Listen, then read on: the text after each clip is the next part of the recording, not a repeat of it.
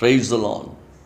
லூக்கா நற்செய்தி, லூக்கா சுவிசேஷம் 11ஆம் அதிகாரம் 28ஆம் வசனம். இந்த வார்த்தையை அப்படியே கொஞ்சம் நன்றாய் நீங்கள் கவனியுங்கள். லூக்கா 11ஆம் அதிகாரம் 28ஆம் வசனம். அந்த வார்த்தை பார்த்தீங்கன்னா, அதற்கு இயேசு, அப்படியானாலும் தேவனுடைய வார்த்தையை கேட்டு அதை காத்துக்கொள்ளுகிறவர்களே அதிக பாக்கியவான்கள் என்று சொல்லுகிறார்.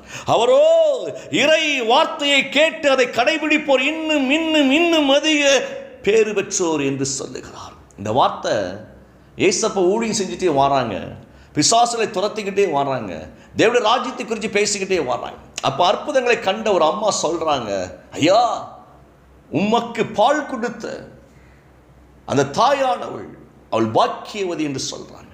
உன்னை பெற்றெடுத்தவள் பாக்கியவதி என்று சொல்லுகிற பொழுது ஏசப்பா சொன்ன ஒரு வார்த்தை என்ன தெரியுமா?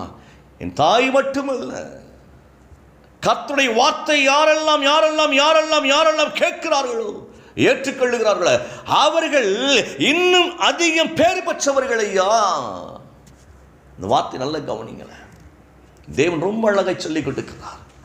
எல்லாரும் ஒன்றை புரிந்து கொள்ளுங்க, தேவ வார்த்தை யாருக்குள் இருக்கிறதோ, தேவ வார்த்தை யார் கடைபிடிக்கிறார்களோ, கர்த்தருடைய வார்த்தை யார் காத்துக் கொள்ளுகிறார்களோ, தேவ வார்த்தை யார் இருதயத்தில் வைத்துக் கொள்ளுகிறார்களோ, அவர்கள் தேசங்களை ஆளும்படியாய் பாக்கியம் உள்ளவர்களாய் இருக்கிறார்கள். தேசங்களை கலக்குகிற பாக்கியம் உள்ளவர்களாய் இருக்கிறார்கள். சோ இந்த இணைப்பில் இருக்கிற ஒவ்வொருவருக்கும் தேவன் சொல்லக்கூடிய வார்த்தை என்ன தெரியுமா? நீங்களும் நானும் நம்முடைய குடும்பமும் பாக்கியம் பெற்றிருக்கிறது. பாக்கியவான்கள் பாக்கியவதிகளாய். காரணம் என்ன தெரியுமா? கர்த்தருடைய வார்த்தை நமக்குள் இருக்கிறபடியினால.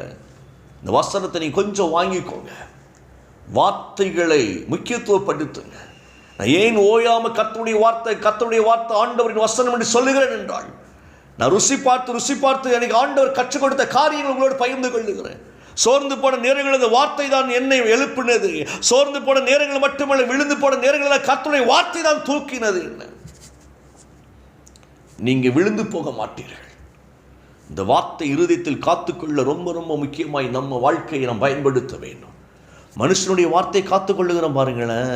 எப்படி காத்துக்கொள்ளுகிறோம்? ஒருத்தர் சொல்றான், நீ பாரு விளங்கவே மாட்டேன் அப்படின்னு சொல்றான் வைத்துக்கொள்ளுங்களேன்.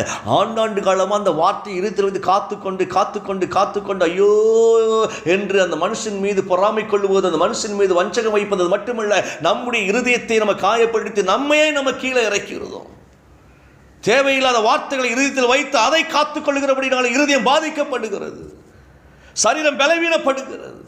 ஆனால் கர்த்தருடைய வார்த்தை காத்துக்கொள்ளுகிறவர்களை குறித்து வேதம் சொல்லுகிறது, அவர்கள் பாக்கியவான்கள், அதிக பாக்கியவான்கள். ரொம்ப பிடிச்சிருந்துச்சு அந்த வார்த்தை. கால் அப்படியே ஆண்டவர் பேசின அந்த வார்த்தையை குறித்து. ஏன்னா சங்கீத புத்தகத்தை வாசிக்கின்றவள் 119:9 சொல்லுகிறது, வாலிபன் தன் வழி எதினால் சுத்தம் பண்ண முடியும்? ஆண்டவரே, உம்முடைய வசனத்தின்படி தன்னை காத்துக் கொள்வதில் நானே.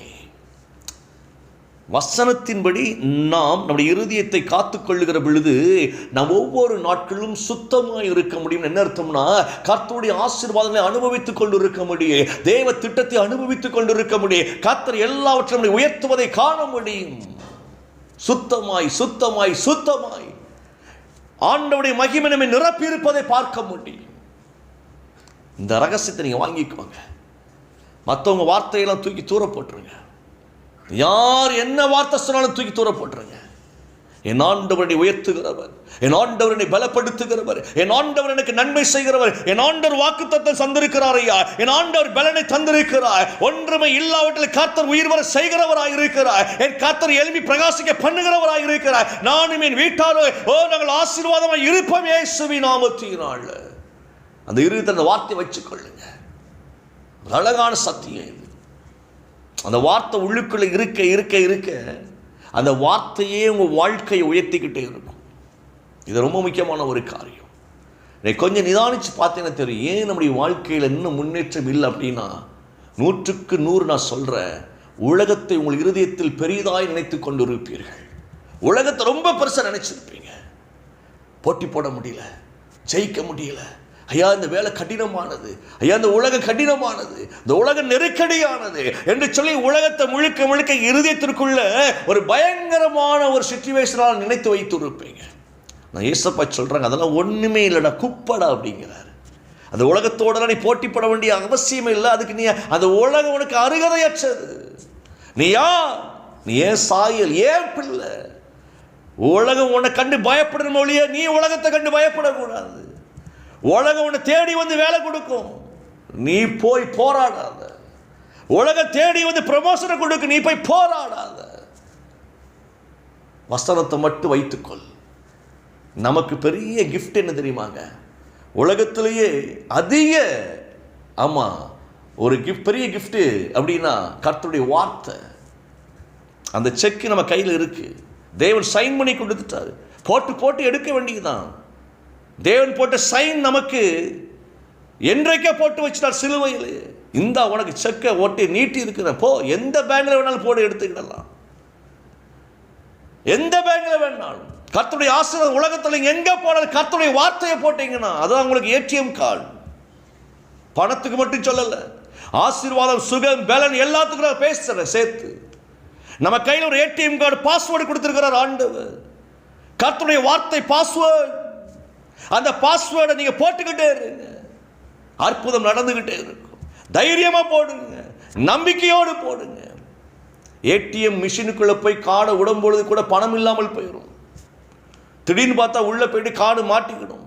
திடீர்னு பார்த்தா பணம் அப்படி கழிஞ்ச மாதிரியே நம்ம அக்கௌண்ட்ல இருந்து வந்துடும். ஏடிஎம் மிஷின் கூட ஏமாத்தும், தேவனை ஏமாற்ற மாட்டான். கர்த்தருடைய வார்த்தை ஏமாற்றாது. அந்த வார்த்தை அவ்வளவு பாக்கியமாய் நம்மை வழி நடத்துகிறதா இருக்கிறது. இன்னைக்கு இந்த வார்த்தை எடுத்துக்கோங்களேன். நமக்கு ஒரு பெரிய ஏடிஎம் மிஷின் தேவனாகிய கர்த்தர். சரியா? அவர் எப்பொழுது நிரம்பி இருக்கிறவர், நிரம்பி இருக்கிறவர். நம்ம வார்த்தையை போட்டு போட்டு போட்டு போட்டு ஓ சூப்பர் சூப்பர் சூப்பர் சூப்பர் அவ்வளோதான் அப்படி ரிசீவ் பண்ணிக்கிட்டே இருக்க வேண்டியதுதான். கணக்கு கேட்க மாட்டார் ஆண்டவர். அது வச்சாது. நீ ஜாலியாக சந்தோஷமா என்ஜாய் பண்ணு. நம்ம பாக்கியவான்கள் புரிந்து கொள்ள வேண்டும். உலகத்திற்கு அடிமை அல்ல. இந்த வார்த்தையை மைண்டில் வைத்துக் கொள்ளுங்க. அதைத்தான் இயேசு சொன்னார், என் தகப்பனின் வார்த்தையை கேட்கிறவர்கள் நீங்கள் இருதயத்தில் காத்து கொண்டீர்கள் என்றால் எல்லாவற்றையும் விட நீங்கள் தான் பாக்கியவான்கள். கண்களை மூடுவோமா? அப்பா கிட்ட சொல்லுங்க, பிதாவை நாங்கள் நன்றி செலுத்துகிறோம். இயேசுவின் நாமத்தினாலே நன்றியோடுமே துதிக்கிறோம், ஸ்தோத்திரிக்கிறோம் ஆண்டவரே.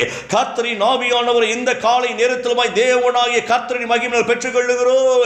உன்னதத்தின் வார்த்தையினால் ஆண்டவரை சுகத்தை பெற்றுக்கொள்ளுகிறோம். ஆண்டவரை பலனை பெற்றுக்கொள்ளுகிறோம். உடைய வார்த்தையினால் நாங்கள் பாக்கியவான்கள், பாக்கியவதி என்கிற பட்டத்தை பெற்றுக்கொள்ளுகிறோம். எங்களை முழுக்க முழுக்க முழுக்க என் தேவனை கர்த்தர் நீர் ஆளுகை செய்கிறபடியாலே நன்றி செலுத்துகிறோம். இணைந்திருக்கிற ஒவ்வொரு குடும்பங்களை என் ஆண்டவர் ஆசீர்வதிப்பீராக, பலப்படுத்துவீராக, நன்மையால் திருப்தியாக்குவீராக. ஆண்டவரே, குடும்பத்தில் சமாதானம், சந்தோஷம் நிறைவாய் இருக்கட்டும். நீர் கொடுத்த வார்த்தைகளை நாங்கள் ஆண்டவரே இருதயத்தில் காத்துக் கொண்டவர்களாய் உலகத்தில் அற்புதங்களை பெற்றுக் கொள்ளுகிறோம். இயேசுவின் நாமத்தில் நாங்கள் ஜெபிக்கிறோம் நல்ல பிதாவே.